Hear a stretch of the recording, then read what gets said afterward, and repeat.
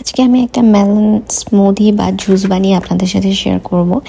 এটা আমার ভীষণ পছন্দ, যদিও আমি আসলে জুস একটা পছন্দ করি না। আমার কাছে নর্মাল ফ্রুটস খেতে ভালো লাগে।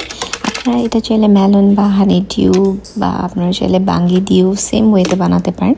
প্রথমে আমি মেলনগুলো কেটে নিয়েছি, এর মধ্যে অল্প একটু পানি অ্যাড করলাম, সাথে কতগুলো আইস কিউব দিলাম। যেহেতু গরমের মধ্যে যত আইস দিবেন ততই মজা। এখানে 1 টেবিল চামচ থেকে একটু কম পরিমাণ আমি চিনি দিয়ে এখন এটাকে ভালো করে ব্লেন্ড করে নিচ্ছি।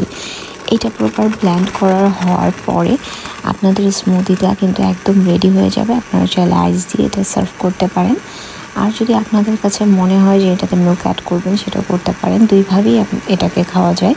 তা আমি এখানে আজকে মিল্ক অ্যাড করব, এটা আমার পছন্দ। তাই এখানে আমি টেস্ট করে নিলাম যে চিনির পরিমাণটা ঠিক আছে কিনা। হ্যাঁ, একদম পারফেক্ট।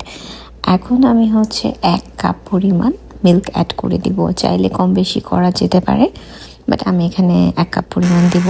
আর এখানে 4 থেকে 5 গ্লাসের মতো হবে। আর এই স্মুদি বা এই ড্রিঙ্কসটা এত মজা, গরমের মধ্যে খুবই রিফ্রেশিং। অ্যান্ড দুধও স্বাস্থ্যের জন্য ভালো, অ্যান্ড ফ্রুটস তো অলওয়েজ ভালো, এটা সবাই জানে। এখন আমি একটা গ্লাসে সার্ভ করে নিচ্ছি।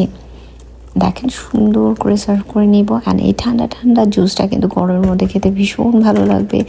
Thanks for watching. দেখা হবে নতুন কোনো ভিডিওতে। আর আমার আপনাদের সাথে এরকম ছোটো ছোটো রেসিপি শেয়ার করতে বেশি ভালো লাগে।